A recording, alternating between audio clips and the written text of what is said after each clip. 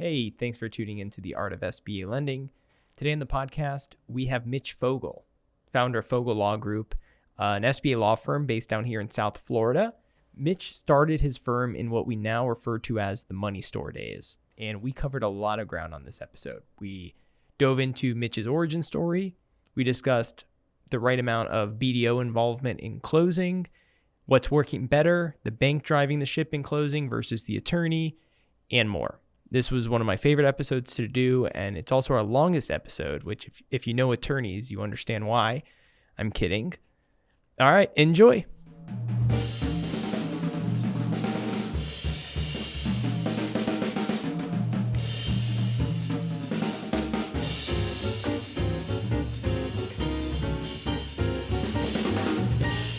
Mitch, we met about a decade ago. And I actually never heard the story about how you got into it because you own your own law firm in the SBA world. So did you work at another law firm and then went out on your own, or how's that work? So grew up in Florida, went to college at UF, went out of state, came back, worked for a big law. Then I worked for a small law firm and started my own practice. 1991. So I started my practice about 31 and a half years ago.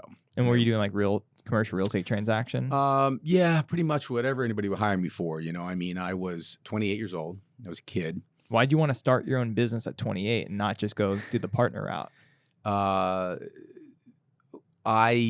When I left my second firm, I was incredibly turned off to working for other people. I did great work. The firm had great clients. I didn't share the vision and the culture of the people I worked for. One of the gentlemen there was a bully. I don't do well with bullies. I'm a very independent-minded, creative person. And we just didn't see eye to eye. I didn't like the way he treated people. And I didn't want to go to another situation with uncertainty. So I took about a month or two off, ran out of money. True story, literally broke. People were calling me saying, can you close my house? Can you set up my company? I want to buy a business. And I literally said no, because I didn't want to get back into this. After about 2 months, rent, student loans, food, gas, you start reevaluating your decisions. And I said, I'll just open a shop and I'll do a few deals until something better comes along. So that's what I did. And so I opened up a place in a windowless office in downtown Fort Lauderdale with just enough money to buy a computer, some business cards, a telephone line, and pay first, last, and the security. And I sat watching the telephone, hoping and praying this would work. And it did. And one thing led to another, and I worked hard and stayed true. How'd you find the SBA niche? So that's actually a neat question. So I ended up working with a few brokers doing business buys and sells. And several of the deals that I did from roughly 91 to 95 had an SBA component to it. They were financed by 7As. They weren't very big. The 7A industry was very different back then. If there was a secondary market, which I don't believe there was, it was minuscule. It did not evolve yet. On my travels, I met the legend Bruce Bodie. Okay. And Bruce calls me up one day out of the blue. And remember, I'd represented buyers and sellers. I hadn't represented a lender before. Bruce is working for the money store. This is 1995. He calls me up and he says, hey, man, I really need your help. If you speak to Bruce, hey, man, I really need your help. So what's going on, Bruce? I got a deal. I don't like the attorney they're making me use. At the money store, I think I can get you to finish this deal. Can you help me? And I said, well, sure. I'm smart enough. I can figure this out. I've seen poor attorneys close SBA loans. It's nothing I can't handle. So I remember vividly, it was a body shop. The loan amount was $357,000, and I believe it was in Pompano or Deerfield Beach. We closed the deal, went well, and I liked it. And I began to think of the business model. And I said, I can literally go out and meet business brokers and try to get deals, but it's very competitive. And when Billy Buyer or Sammy Seller finishes their deal, they're essentially done for a while. But the lender model is kind of cool because in a business where there isn't really a recurring income stream like law, you can create one if you've got lender clients that trust you and respect you and send you repeat business. Right. So go to the same pond, get a lot of fish instead of going to like 20 different ponds and getting one fish from every pond. So that's my business model. So I said, okay, I spoke to the people at the money store. They liked me. I liked them. And then a few months later, another deal trickled in. One of Bruce's, another deal trickled in. About a year later, I get a phone call. Hey, my name is Hakeem Kassam. I just left Barnett Bank. I'm working for the money store. I heard you're the guy. Can you help me? So I started doing Hakeem's deals. So this is where these relationships come in, because I mean, how many years ago was this? Like 25, 25 years ago. 27. You're all still around Yeah. doing it, working together, and all like that. I mean, We it's were your crazy. age. Yeah, Back I mean, Bruce must. Yeah, I mean, that's crazy. So, once you found that niche and you said, I think I can do more of this if I pivot and work with lenders. Now you're thinking about how to grow your business versus when you first started your own practice. You're like, yeah, I guess, and you were kind of turned off by law. So where did it change where you started getting a little bit more excited about law? So that's also a really interesting and good question. So I've always enjoyed business.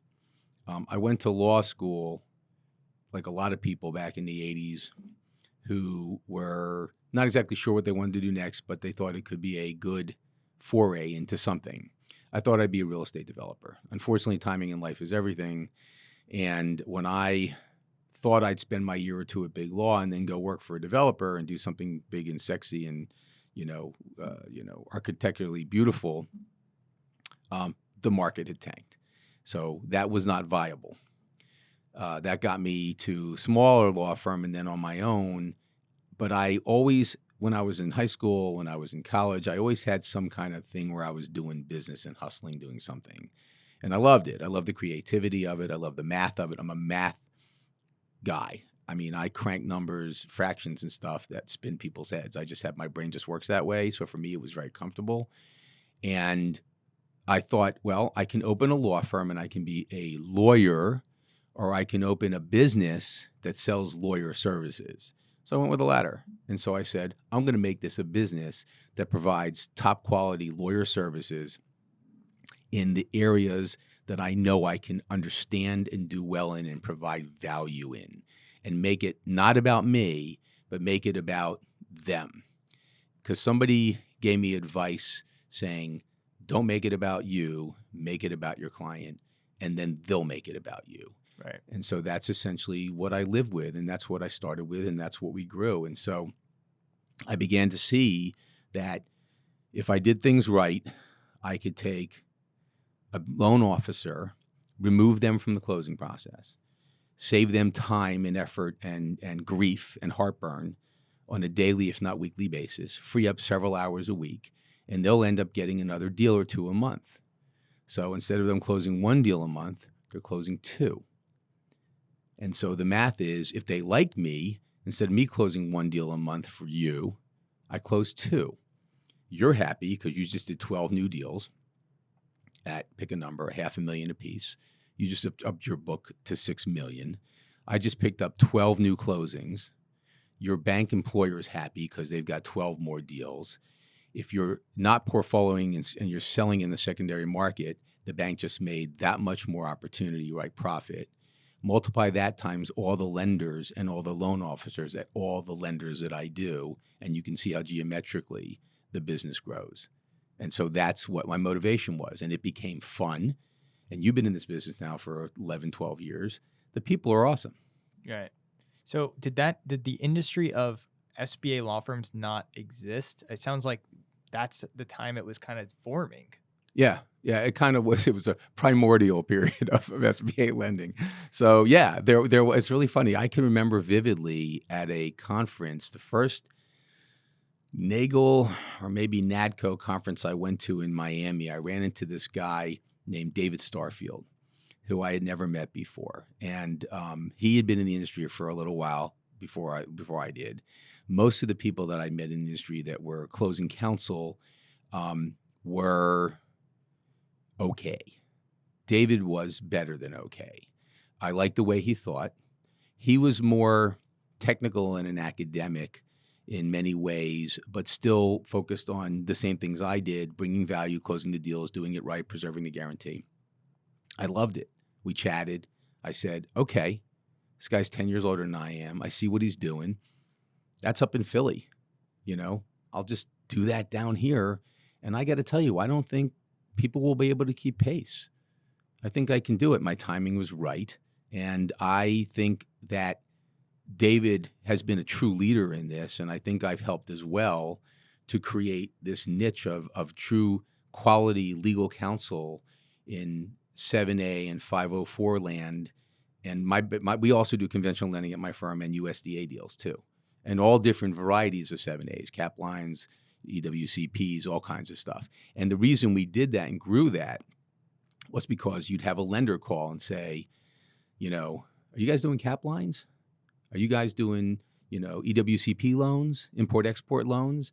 And so one thing led to another, and we just evolved with the industry to use the principles and the systems we developed to provide that service for all these products. You're the first attorney on the podcast, by the way. Oh, really? So, yeah. Hopefully not the last. If this goes well. Yeah, we'll see. No, good. I'm glad to be here. Thank you so much for having me. I should have started with that. This is pretty cool, and I'm thrilled you're doing this. Yeah, man, for sure. So you're building the this SBA business is like in your 30s, right? You're starting. Mm-hmm. Okay. So why do you think the lenders like using you? I'm approachable. I care about them genuinely. I'm accessible. I don't make it about me. I see things from a very practical, like we were talking before we started, realistic perspective. I get the concerns of the lender, and I've had the unique experience of representing, and still periodically do if there's no conflict, buyers and sellers in businesses and commercial real estate deals. So what I brought to the table was, I think, somewhat unique. I had a lot of buyers counsel experience, so I knew what a lender would look for when you're representing in a deal, because the buyer's concerns are often aligned with the lender's concerns, although the lender will often be more conservative and won't let certain things go. I also know what the seller wants and expects, because I've done that a lot of work with that too. So I know what's realistic. I know how a seller will think. I know what they will be prepared to do and not do. I know what buttons to push and where to back off. And so that's real value that life experience brings to the deal. And I've also done a lot of lending work too. I also have written and understand title work and construction. So you have a one-stop shop where you can go and get somebody like me or the people that I've trained who work for me to do any type of 7A loan with any type of collateral, with any type of structure, anywhere. Construction, vehicles, anywhere in the country? export, yeah, anywhere in the country. We close deals from Hawaii to Alaska to the Caribbean, to Maine and everywhere in between. So you have that. And it's just my ignorance, I think, but if you're an attorney licensed in a certain state, how can you do deals all over the country? That's a great question. So I'm not working in the state. I'm working in Florida to close a deal for a lender. Don't forget, the lender that I get may be from Philadelphia closing a deal in Wisconsin. So I have to make my responsibility is to make sure that I know what I'm doing, and I won't undertake something that I'm not comfortable with. So before I can say yes to that, I have to know what type of liens are in that state. Is it a deed of trust state? Is it a security deed state? Is it a mortgage state? Are there special taxes that are due in connection with recording, like in Florida, right? Doc stamps, intangible taxes. When are they due and not due? What are the recording fees? What are the unique title requirements? Many states don't require a survey to issue a title insurance policy without survey exceptions. Like, I grew up here doing this in Florida. The first time I did a deal out in California, and they told me, oh, no, we'll delete those standard exceptions. So, well, when are you getting a survey? Oh, we don't need surveys. That building's been there for 25 years. Okay, that doesn't solve the problem. If there was an easement 25 years ago under the building, it's still there. So, but I work with my clients to understand what their needs are, what their risk tolerance is, and what the usual and customary practices are in the state. We've had tremendous success. Also, having done this for a long time, not so much through my Nagel experience and my working as a 7A lender, but really as a 504 closing attorney for my CDC clients. In those deals, I have developed relationships with counterparts around the country. So it is very easy for me, and this happens several times a year, where I think I have a deal in Wyoming. Actually, it's in Idaho. So I had to contact somebody in Idaho and say, hey, this is Mitch. I'm a CDC guy down in Florida. You're a CDC guy in Idaho. I have some stuff I need to get done. I'd love to get you to either co-counsel it with me or review stuff, what we're doing, and make sure it's all compliant. They never say no, because I would not say no to them. Right. And so, they are either trying to help me because they're good guys, or if they want to get paid, I pay them. Yeah. So, okay. So business is going good. You're ramping up. When do you make the decision to hire your first employee? That is actually the greatest challenge I have found in being a business owner. I haven't found it hard to do the work. It's difficult, right? But it's doable. I haven't found it as hard to create the systems and to go out and market and balance. Finding the right people is always a challenge. Anybody will tell you that. When I got to the point where I just knew I couldn't do it all, I started with legal assistants. So I picked up 2 or 3 of those to help me. And then it got to the point where I needed to bring attorneys in. So we've had some over the course of time. And then we kind of grew. And then when I just have a sense of when I need a legal assistant at a high level, a beginner who I feel is trainable, or an attorney who is new and young, or an attorney who is trainable. Our present makeup of the firm is I have one senior senior attorney who's been with me for 17 years. And she's kind of actually pumping the brakes a little bit, trying to slow down the work volume for herself.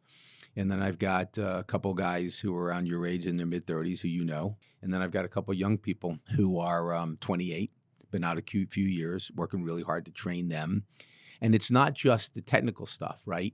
It's not, I know this isn't what you asked, but it's not all about learning what every line and phrase in the SOP means. There's a finesse and an art to understanding what motivates people and why they do what they do or don't do what they do, where your role as an attorney, when to step in and be a problem solver, when to not get involved because you don't have a dog in that fight. And there's a real art to learning to do that and communicate with people effectively so that we're all busy. Time is all you have to sell. I sell my time, you sell loans, but it's really your time more than anything. So there's a way to learn that. So we train them very hard on that, very well on that. And then I have some legal assistants that have been with me for, 10, 12, 15, 17 years. Oh, wow. Yeah, because like you said, the reason you were getting in with these banks, they were giving you repeat business, was kind of your secret sauce with your experience. But now all of a sudden, business is so good, you have to bring in a second attorney.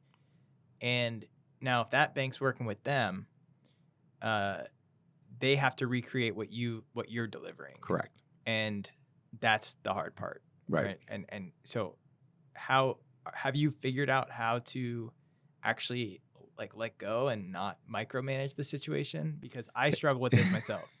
It depends on who you ask, I think. I would think they'd all say I've become a pretty good delegator. So yeah, in the beginning, it was really hard to let go, right? Because, if Hakeem or Bruce or, Jeff Dager or any of the guys that in this industry that are just smart, seasoned people, they may love you and play golf with you and have a drink with you, but they need you to deliver. And I get it.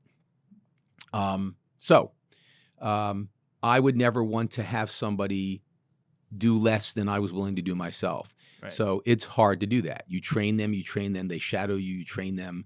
It takes a couple, 3 years typically before somebody's in a position to release them to do some of their own loans. In the beginning, I did micromanage all the emails that somebody would draft. I would review before it went out to make sure they understood. I take tons of time, early mornings, Saturdays, late in the evenings if necessary, to go over the day with my staff. As technology has evolved, it's enabled me to do things in a little bit of a different way than I did years ago, when I would sit there with paper and go over it with them and draw lines and checks and diagrams. Now we do it on a computer screen. But yeah, that's really critical, because you have to have a system that gives the same degree of service and quality and consistency and comfort and value every time. And that's really hard to do, especially when you're doing a big volume in a variety of loans, from $250,000, express lines of credit to multi-million dollar, hotel deals and other big projects, sometimes with 12 guarantors and 12 vehicles and 6 different locations and 10 different leases, landlord waivers, subordinations, all kinds of stuff that goes on. And things change, right? The SOP, which didn't change very much the first 10, 15 years I did this, seems to change every other year now, or parts of it do, or does. And then, and so they're changing stuff. In district council in Florida, you don't deal with them much because you're more of a 7A person, but the 504 world, we have to deal with the district council. Well, we had the same district council down in Florida for many years, knew us very well. We knew them. They retired, new group comes in and is learning their jobs. They're wonderful people, lovely, trying to understand, what's expected of them and what their roles are. And while they're learning, the CDC, the SBA is changing things that they have to conform with, and we do too. So it's a constantly moving process. Keeps us on our toes. It does, but it's really funny. I used this example the other day. You've been to, I'll use it, I'm not doing a plug for them, but you've been to Houston's. Yeah. Right? You like it? Yeah. Yeah, it's great. You go in there, they treat you right. What happens? You sit down at Houston's and somebody takes care of you. They bring you water. Somebody comes by, brings you a black napkin. Somebody comes by and brings you the menus, takes the order, brings the first thing. You are taken care of so well at that place, you don't even realize it because you're in your moment with your wife or your girlfriend or your business person having a business meeting. You get a hot meal, 45 minutes goes by, and you're out the door if you want it to be. You can hang out if you want. And so what I saw in that process in their world was something I thought would work very well in our process. It's consistency. It's delivery of service. It's making the person feel like what they're doing is really important, and you give them the space to do that.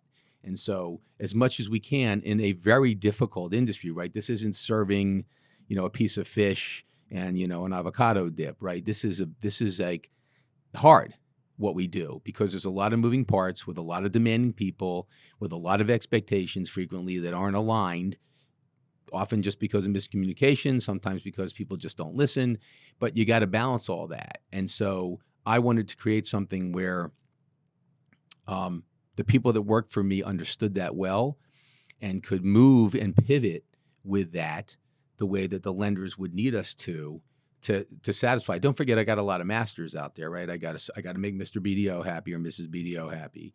I got to make Mr. and Mrs. Credit, senior credit person happy. I got to make the closers happy and not hate me. And then at the end of the day, the guys that, depending on the size of the, if it's a big bank or even a small community bank, they have to trust in me and believe in me. And the whole goal here is to make the whole closing experience such a good one so that no matter what happened, to get you to Fogel, so we're closing the deal, because there could have been stress, right, between the buyer and the seller. The person could have been to 2 different lenders by the time they get to the lender that hired me. There's a lot. There could be title issues. By the time it even gets to you, it's been through a whole thing. Deal fatigue, exhaustion. Right. People are pissed at each other. Very hard. How do I use the skills that I have to bring the deal home under these circumstances and make everybody forget about how hard it was, so the closing experience is really good? Seems like almost an impossible task. It often is, and we try really hard. Our batting average is probably really good, but it's not 100 because some people it's you're above just never average, going to have. Yeah. But at the end of the day, think of what happens, right? So at the end of the day, you close that deal. Somebody's on the golf course saying, I heard SBA lending was like just the worst thing ever, but I used your company and he was the best. And that sells more deals for you than you could possibly ever do on your own. It's tough because you tend to hire younger people and train them up, right? Not like you're not trying to hire from another firm like a 25-year veteran. Well, there aren't that many, right, in the SBA world that have 25 years of experience. There's not that big of a pool of talent to hire from. You got to create them. Yes. And that is a challenge, right? And one of the things I've also learned is that when I bring in somebody who's been around too long, they come with certain characteristics and bad habits that are very hard to break, and expect things to be delivered to them with a certain sense of responsibilities immediately. And that's hard, not to micromanage, but that's really hard to let go because I can't put that at risk. It is a tough business. It's a people business. So I'd rather train the young people, teach them right, and then watch them grow, which I got to tell you gives me a great thrill. I think it'll be cool because once you're, off into the sunset playing, tennis 4 hours a day, and you're gonna have all these folks in the SBA legal world that you ultimately brought in, trained, and they're gonna be bringing the industry forward. I think that's a great legacy for you, honestly. Thank you. I take that more seriously than you can possibly imagine. I think that this industry has been very good to me. I've developed incredible friendships in this business over a long period of time. And I feel that we all have a duty to give back and to create the best that we can for not only ourselves, but also those that come after us. So yes, if my legacy is that, 10, 15 years, whatever the time is from now, I'm retired, and people will start talking about how the people that work for me were trained properly, ethically, honest, sense of urgency, got the deal done, reliable, trustworthy people, my job will have been done, and I will feel good about that. I wanted to ask you about BDO involvement in closing. So going to be different at every shop. Some BDOs are more involved than others in the closing process. And we have a lot of BDOs that listen. So I'm just curious, what do you think what do you think ideally for the transaction should the BDO's involvement in closing be? Should they be there running the show on the calls with the attorneys, being super dialed in, trying to, direct traffic?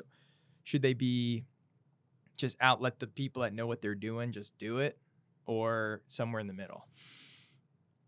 That is actually probably one of the most important questions that needs an answer, because a lot of people are new in the business as new BDOs, and they're trying to figure out their roles, and there are those that will struggle because they are micromanagers and they can't get out of their own way. Lovely people that they may be, they just can't. And then there are those who have it figured out. And if you've been in this business for even 5 years or more, you can pretty much identify each type. It depends on the shop they're at. It depends on their level of expertise, and depends on the trust that they have in their closing counsel. Not every lender uses closing counsel, period. Some lenders don't use them at all. Not every lender uses closing counsel for every deal. Some of them have a threshold, over $350,000, over $500,000, over $1 million, even a $2 million,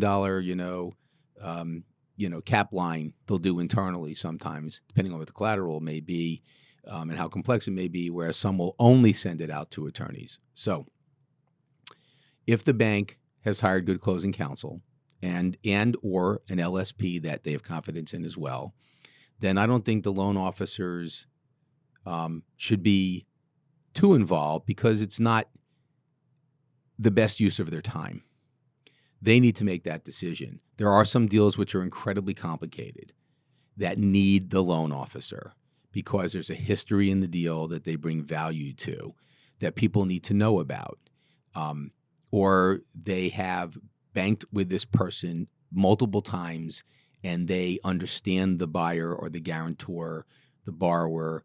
They understand the history, so they should be involved in that. So there isn't a one-size-fits-all, but if I do my job properly and my staff does, then I can reduce their involvement in the deal as much as they're willing to let me.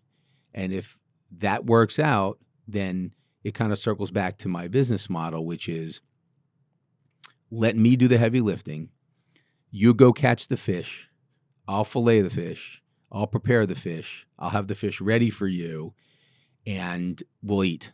And so that's essentially it in a pretty bad metaphor, but you get my point. No, that makes sense. I mean, that is the case because there are different types of shops. There are BDOs. It's like more of a loan officer, and you're doing anything. You're your own closer. Some shops have a closer, and in those cases, let's say those shops that are your big, let's just say 7A production shops where they have closers. Mm-hmm. If you're a BDO, I think these are not the types of shops where it's your client at your bank. It's I'm here in the market, developing business. I'm more transactional, let's say. So that's your standard 7A kind of lender, like myself. Mm-hmm. So I have a closer. Closer, I feel like from our end should own the transaction. So I try to take a more hands-off approach, and I may come in, at various points where I'm needed because there's a restructure that needs to take place or some sort of problem that needs to be fixed, but then I'm back out. I come in, I solve the problem, and I come back out. And then I let them work with the attorney and get it all sorted out. That's worked for me. I can only speak for myself, but I've talked to people that I even talked to one guy who I tried to get on the podcast, and he no-showed me. And I was like, dude, what the hell? And he's like, oh, I'm on a call right now with all these attorneys on the closing. I'm like, why? You're a BDO. Do what you're paid to do, which is go out and develop business. Like I said, there's still time and place for the BDO and the closer, but it's not. Some of these guys just get so caught up into it. Then they get out of closing, they close the deals. Now they have nothing left in their pipeline. And then they got to go out, and it's a vicious cycle. Those are the guys that, I'll pick a number, just bump between $8 and $10 million a year, and they should be doing 14, 15, 16, and they can't because they can't let go. And there's a reason they can't let go, or a couple. One of them, it may be internal. They just don't trust, and that could be because they did not have good closing experiences with others that they feel that they can trust. And the other one may be that they just are new and don't know who to trust in the deal. But your point is perfect. There are some small banks that we do work for that, this person's, does everything. Right. They get the loan, they do the credit, they do the underwriting, they prepare everything. They even do the loan commitment letter. So they're going to stay involved to a certain extent. It's different. It's hard for them. I don't envy them because they wear a lot of hats, but some people love that. And then there are others who work for major shops, regional or, national shops, where they are the SBA savant. They're the guy or the gal who, if anybody in a branch finds something that looks and smells and tastes like an SBA, right, kick it up to Skippy, and he'll bring it home. So he or she may source their own deals, but they may also get them from the internal. And some people thrive on that too. That's a hard gig also because they have to be accountable and responsible to a lot of people. Those people right. have no time because of the volume. Those are the people that are doing 20, 30, 40, 50, $60 million in deals annually. And there's not a chance for them to be super involved in the deal. And what frustrates those people more than anything is when they feel they have to step back into a deal to solve a problem. So if they have to do that, there's a problem, there's a breakdown somewhere, which means that either their company, their bank, their lender has to make choices as to the people that work in their closing department and get better people, and or hire better outside counsel that can help clear the logjam and move the deal along. Because here's the reality. This is a business where you do a lot of stuff with a lot of work and you're very busy. And I understand that there's different compensation models. But at the end of the day, bringing the deal home gets everybody where they want to be. The BDOs get their pay. The closers get, acknowledged for that. The banks. The lawyer gets compensated. So everybody should be moving in the same direction to get the deal done with providing a service. And one of the things that I've always noticed too is how hard it is to get people to actually sometimes provide the service. And I'm gonna divert a little bit here because you kind of need to hear this too. It's important to keep in mind too that no matter how good your loan service provider is, your lawyers are, or your closers are, we don't control every component of the deal. If I'm not doing title, I'm beholden to the competency and speed of the person who's the title agent. It's that simple. If there's a buy-sell deal and there's counsel on either side that are truly advocates for buyer or seller, I need them to be good, right? I can't do their jobs for them. I can help without crossing a line, and my team knows that, but I can't do what they're hired to do. And in many deals, and you know this, you've been doing it long enough, neither of them has counsel, and they go through this whole process and then realize, well, gee, it's a business acquisition deal. The bank's attorney cannot be the transactional closing attorney. Yeah. And then they go hire somebody who's a transactional closing attorney who has no interest in the deal. They're not motivated. So there are all those moving parts in the whole deal. And our job, you say it's almost impossible to do, but we got to keep it moving. That's our job. Keep it moving. Get the deal closed. Get it, work around the wall, under the wall, over the wall, parachute in, whatever you got to do. Let me ask you this. When you're being brought into a deal with the lender and you do you have the checklist, by the way, who creates the checklist typically, the bank or the counsel? So that's also something that's been kind of changing over time. I came up with a checklist form that we think is really good. It was, improved over time, changed. 504 and 7A aren't the same, but they're similar. USDA looks a little different also, but they all kind of follow a certain model. And if you see my checklist, it's been, how do I say this? It's been appreciated by other closing counsel around the country and other people who use it. Okay, which I is get great. what you're saying. Yeah, we have that too in SBA because I was talking to someone about this the other day. There, when the BDO does their upfront spreads, it's like the BDO kind of workbook, and there's only like 5 of them in existence across like 200 lenders because we bring them from one place to another. Sure, yeah. So to answer your question though, a lot of banks do what they call a needs list or their own checklist. Some of them will require we use theirs. Some will send us the deal and say, do yours. I like yours. I want to use yours. And we'll only use yours. Okay. Some of them will say, we're doing ours. We still want you to do yours. When you do yours and look at ours, tell us what we do or do not have that you think we should have, which we do. And then some of them have us do kickoff calls. We run them using our checklist, and some of them they just have us sit in on the bank's kickoff calls. Well, what works better though? Well, I find that, and it's funny. I've asked my team this a lot. What do you guys like? And without exception, the best way for closing counsel to learn the deal is to do the checklist, because the checklist asks you who the borrowers are, who the guarantors are, who the title company is, what's the loan amount, what's the purpose of the loan, who the lender obviously is, who the players are within the lender, whose buyer's counsel is, and I might have said the title company. That's page 1.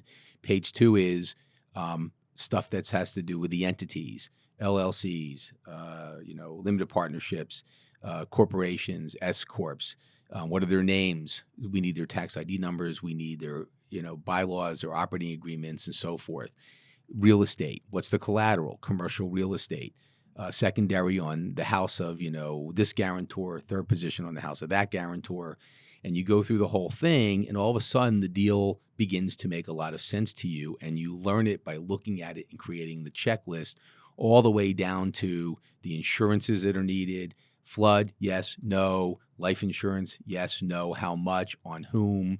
Well, that's probably how the closer in their bank is learning the deal too, if they're doing it. Sure. So maybe, that makes sense, but it's going to vary depending on the client on who makes the checklist. And then did we say who, like in terms of like, let's say running point on the closing, is there a preference on who, whether it's the bank counsel or the bank like closer or whatever, actually driving the transaction? Is there a preference on that? We prefer to run the show because we know, based on our experience, the realities of what's going to take and how fast it's going to happen. And we're not an employee of the bank with the pressures that come with that. I don't know what the closer has, going. Well, a lot of these closers, they work at home now, but in the old days, they would work in like the cubbies, right? Little 5x5 and all together in a room with paper stacked yay high and people screaming at them, why aren't I closed yet? Why aren't I closed yet? When we control the deal, we can make the magic happen. I'll give you a great example. I have a brand new lender client, started working with them. I met a closer who I really like and respected at another bank.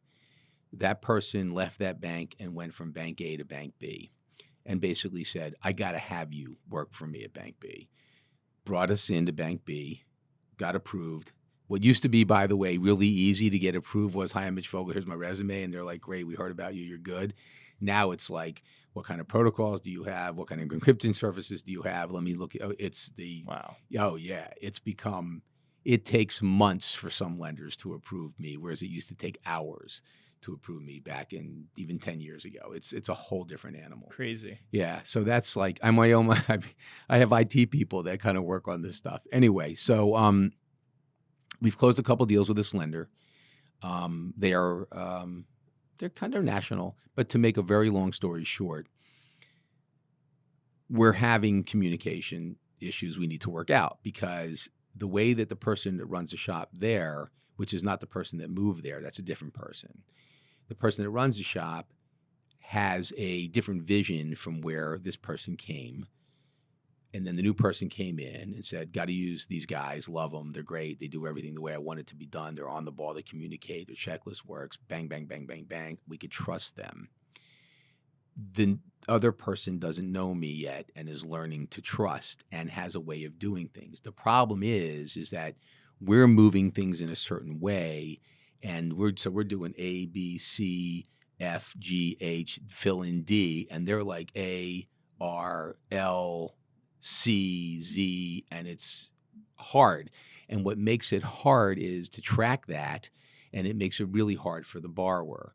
And it's not leading to the experience that we are hoping for. So we actually have calls periodically with our clients to go over where the bumps are and how we can smooth them out. Remember, at the beginning, you asked me about the practice and what I saw.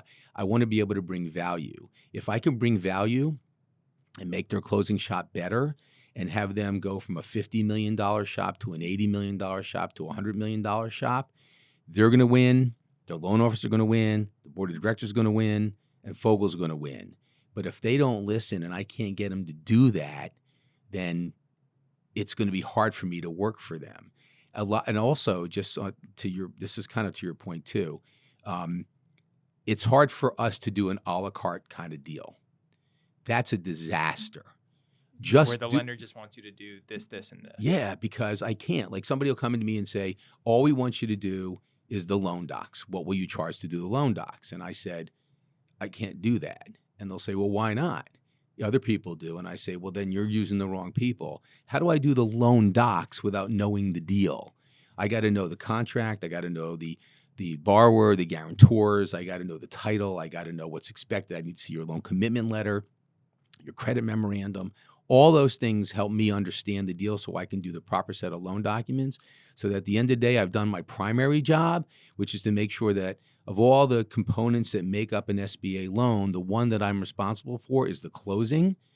And if you blew it on the servicing, if you blew it on credit, if you blew it on intake and underwriting, that's on you, not me. But my responsibility, what I own, is the closing part of the process. That's why you hired me. I got to make sure that the SBA doesn't come back and say, you didn't close this correctly. Right. I can't do that. That's too important. Have you encountered the new SMART checklist yet? Like, these checklists going back and forth through email, they're going extinct, What's that? So like, when you go into like a portal now and the checklist is feeding into the banks like LOS. Yeah. And you're getting assigned to a portal and the checklist, kind of like when I get a mortgage from like Rocket or whatever. And then the borrower's going in there and they're seeing what's outstanding, what's approved, under review, completed. And so people are like logging into this portal now. And so it's like there's no checklist being emailed. Like, here's your updated checklist. Have you seen this yet? So it's interesting you bring that up. So for those of people that ever listen to this and know me, back in 2006, I created something that was ahead of its time that I still love the idea of, but it was hard. It was too soon. I created something called Express Closing Technologies. And Express Closing Technologies, which if you Google it, you'll find it still exists, was based on a disk, and it was the first thing kind of in the cloud. And you would essentially do that. We prepared a checklist through an interview. We would put it out there, and we gave access to the borrower, the BDO, and the people at the bank. And so for borrower X, they saw their checklist. Borrower Y saw only their checklist. Borrower Z saw their checklist. And we would use the checklist in the interview, and everything would propagate into a set of loan documents. I did this 16 years ago, okay?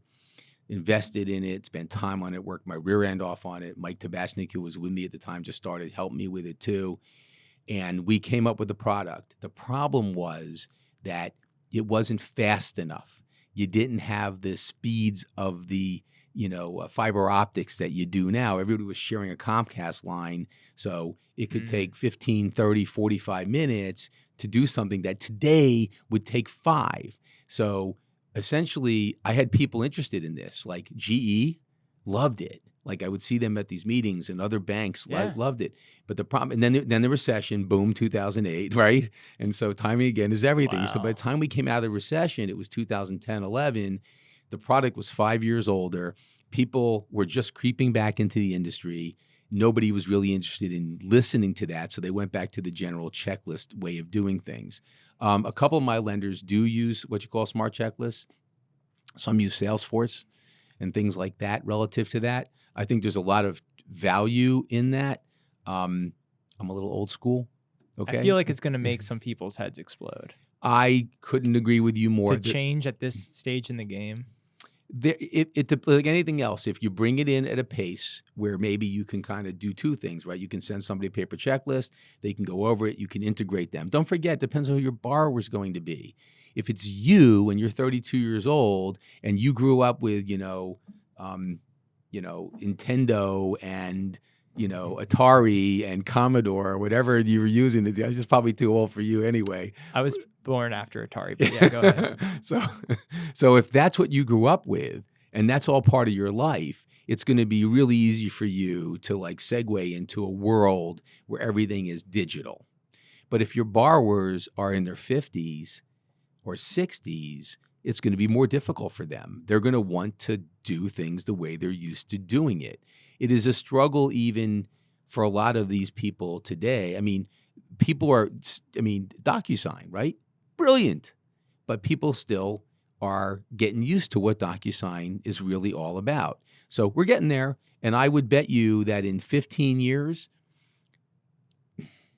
the vast majority, if not all, of the transactional stuff that you and I know right now, which is still to a certain extent somewhat paper-based, although checklists aren't on paper. I got to tell you, my firm, we used to spend a fortune on folders. We don't buy folders. We are 80% paperless.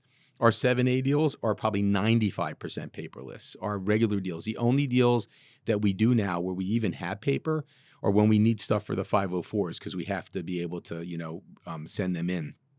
We're getting rid of file cabinets left and right. It's just different. And and I got to tell you, if you had asked me 5 years ago where I would be at this stage, I would have said I'd be halfway where I am. I have like no paper.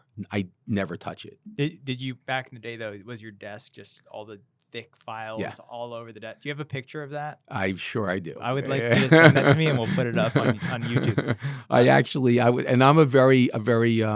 I'm the kind of guy that works on vision, right? Optics. I got to see things. I'm not the best at putting something in a drawer and remembering it's there. So to your point, I needed a lot of real estate in my office where I would keep these files for my lenders around. Stacked, right? Oh yeah, good stuff. I actually am getting now asked more for, hey, you guys have the portal. Would you believe I had 2 closings the other day. Both were younger than me. Yeah. Really? One in his 20s. Okay. One was 31. So it's interesting because you've been around now 25 plus years, and you keep getting older, but the borrowers they're getting younger. It almost seems like, because now I've always, when I got into, I was always like the youngest guy, right? Right. You were probably thinking the same thing, and then all of a sudden you wake up and you're old. When I started in this, I can remember vividly. Bruce Bodie was, I think, 27 or 28. I was 31 or 32. Hakeem was ballpark around the same thing. There were a few others. Local, was all local. I mean, granted, they worked for the money store, but it was really a local kind of gig. I did a bunch of work for Comerica Bank, First United Bank, a few other banks that were local. But we were kids learning this business. One of my staff asked me the other day, I was telling them the history about how I got in and some cool deals that I did. And I mean, the war stories. I can write some really interesting books on the people that I've represented, the characters I've done things with, and it would be fun to share. So I was telling some stories to the younger people on my staff. And I said, it would be very hard to replicate, because I got into this as the industry really began to find its legs and grow. So I was able to grow with it.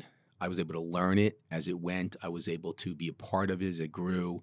I was able to understand how roles got defined. Me and Bruce and Hakeem and Jeff and the rest of the people who turned into great leaders and literally led shops. I mean, there's a talking like, ran SunTrust, ran Bank United, ran, Bruce has been in a lot of places, so I can't remember them all, but guys that have been doing this a long time that are still in the business and have run it. And what's really interesting for me actually is I love to see the young people coming in to do this stuff. I've said for years, there was literally an enormous gap between those guys. I mean, I'm 60. Bruce is in his mid-50s. I mean, these guys are in their mid-50s right now. I don't want to, embarrass anybody, but, it is what it is. You're 60? I'll be 60 this month, yeah. Hey, you look good. Thanks, man. Yeah.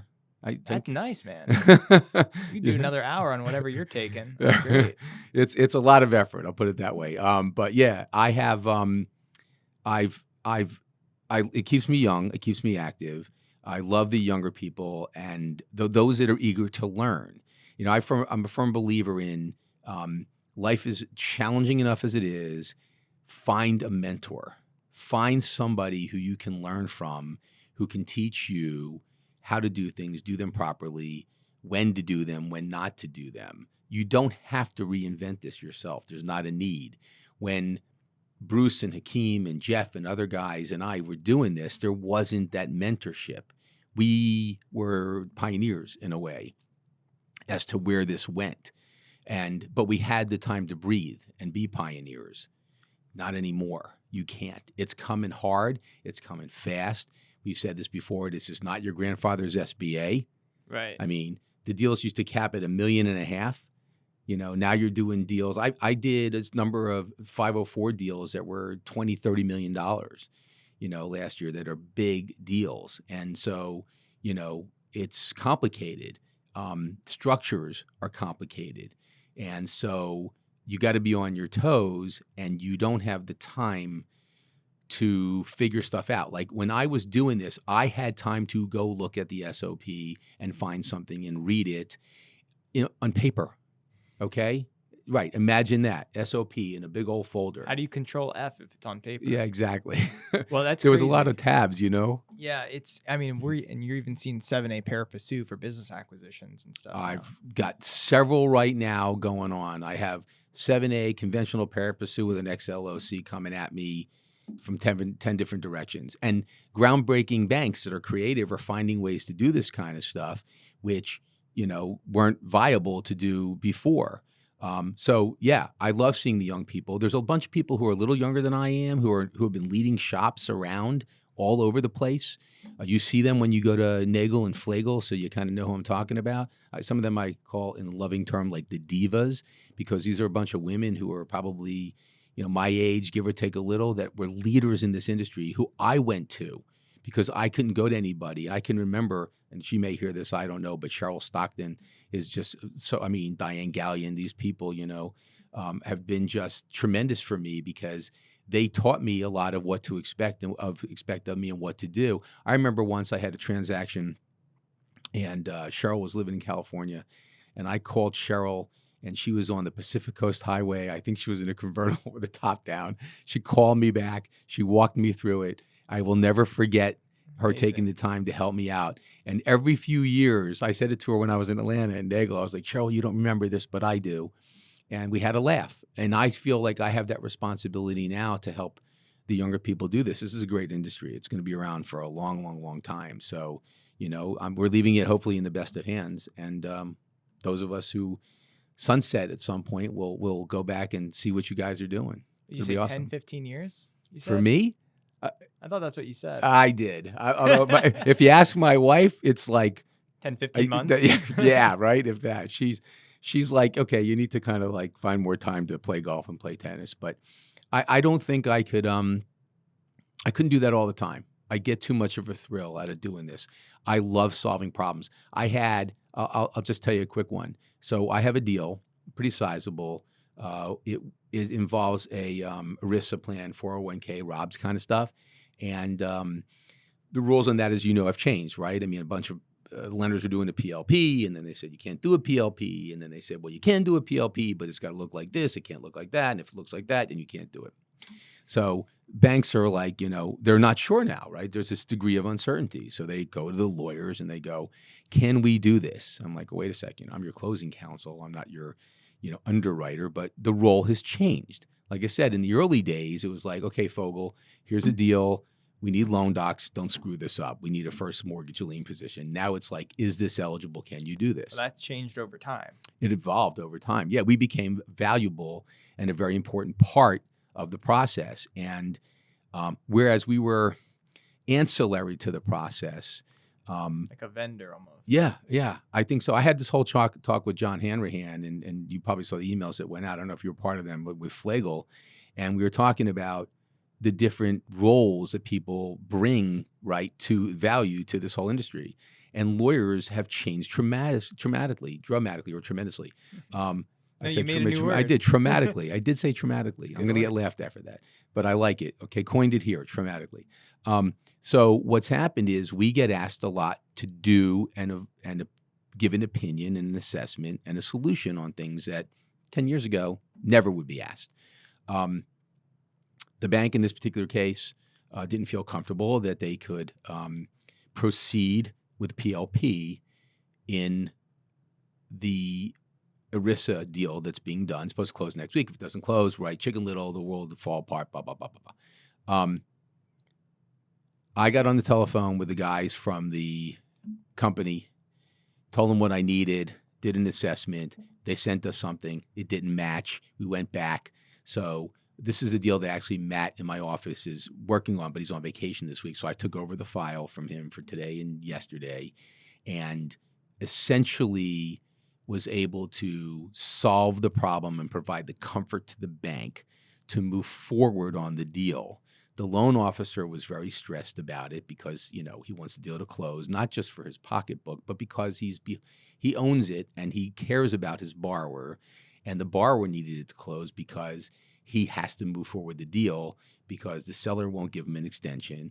The bank needs it to be done properly because they don't want to be called out that they did something they ought not to have done. So there's a lot of people kind of like standing by, waiting to hear from me. And so I did what I needed to do. And at the end of the day, gave the bank what they needed, got what I needed from the vendor. The bank is comfortable. The deal will move forward and close next week. Sweet, man. Above and beyond on that. I mean, that's stressful. It is, but I love it because I did something special.